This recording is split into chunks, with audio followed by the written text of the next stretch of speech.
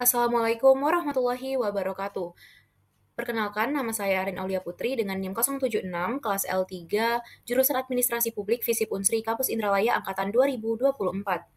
Yang terhormat Bapak Rahman Syah Febri selaku dosen pengampu Hukum Administrasi Negara. Melalui video ini saya akan membahas mengenai materi tentang hukum publik dan juga hukum privat. Adapun pokok bahasan yang akan dibahas di dalam presentasi kali ini yang pertama adalah pengertian dan juga jenis hukum publik dan hukum privat. Lalu perbedaan antara hukum pidana, hukum perdata, hukum tata negara, dan juga hukum administrasi negara. Lalu ada studi kasus mengenai kasus pidana yaitu kasus pembunuhan Brigadir J dan juga tempat atau lokasi persidangan. Langsung saja saya masuk ke dalam materinya. Seperti yang kita tahu bahwa dalam sistem hukum Indonesia, pembagian hukum terdiri atas dua cabang utama, yaitu hukum publik dan juga hukum privat. Penjelasan mengenai keduanya akan saya sampaikan lebih lanjut. Yang pertama ada hukum publik. Hukum publik merupakan cabang hukum yang mengatur hubungan antara negara dengan warga negara, di mana negara berperan sebagai pihak yang berwenang untuk mengatur serta menegakkan kepentingan umum. Hukum ini bersifat imperatif atau memaksa karena setiap peraturannya wajib dipatuhi oleh seluruh masyarakat tanpa terkecuali. Adapun cabang-cabang dari hukum publik, yang pertama adalah hukum tata negara. Hukum tata negara adalah hukum yang mengatur sistem dan struktur ketatanegaraan termasuk pembagian kekuasaan antara lembaga eksekutif, lembaga legislatif, dan juga lembaga yudikatif. Hukum ini mengatur tentang hak dan kewajiban warga negara terhadap negara. Misalnya ketentuan mengenai pemilihan umum, pembagian kekuasaan antara eksekutif dan legislatif, serta hak konstitusional warga negara. Yang kedua adalah hukum administrasi negara.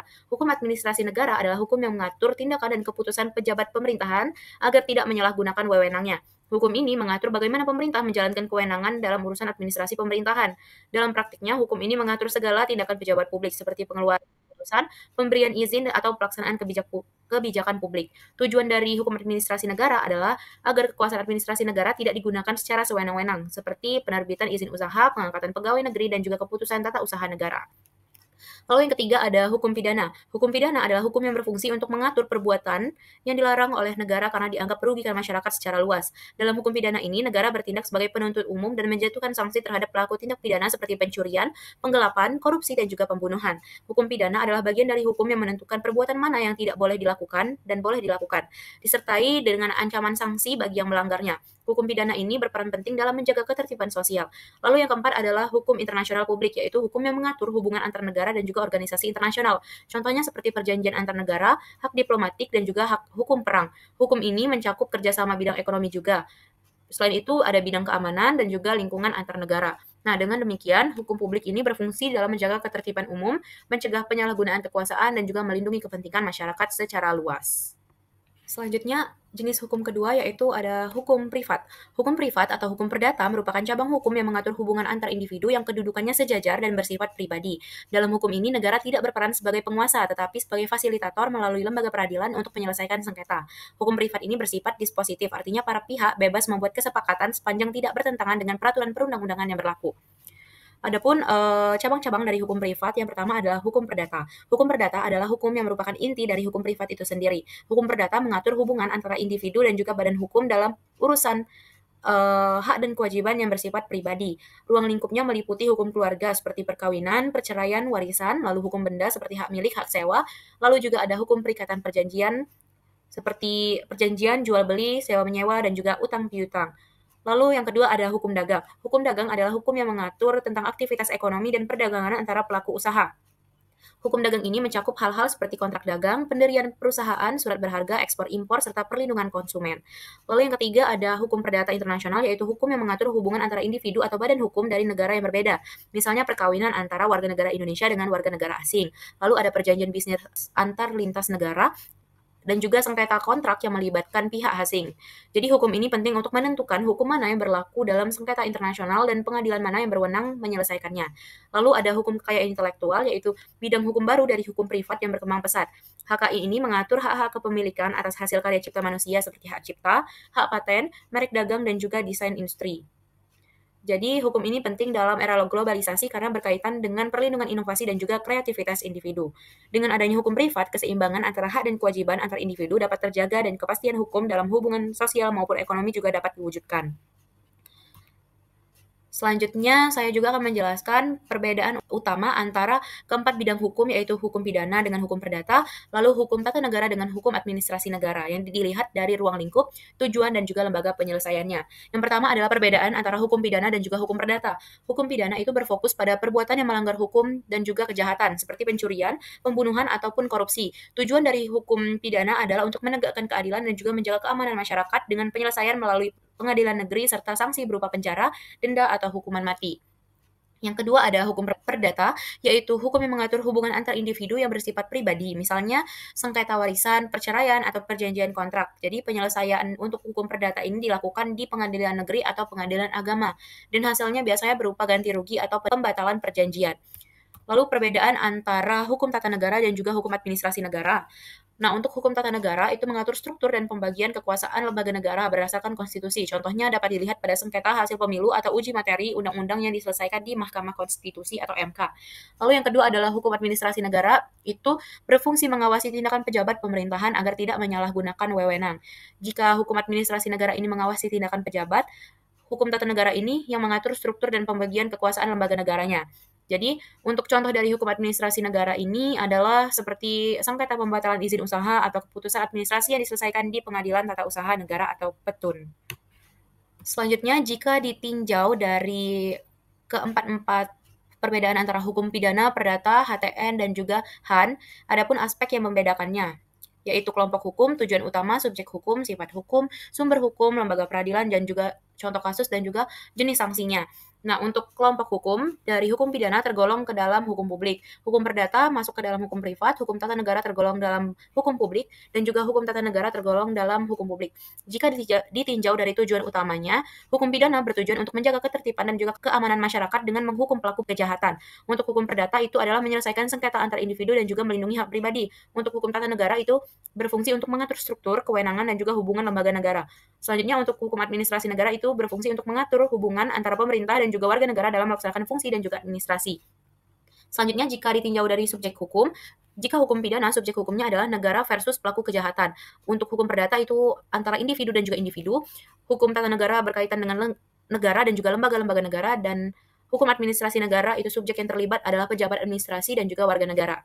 Selanjutnya adalah sifat hukum. Sifat hukum pidana adalah bersifat memaksa atau imperatif. Kalau perdata itu terbuka atau dispositif. Hukum tata negara juga bersifat memaksa dan hukum administrasi negara juga bersifat memaksa tetapi bisa bersifat korektif.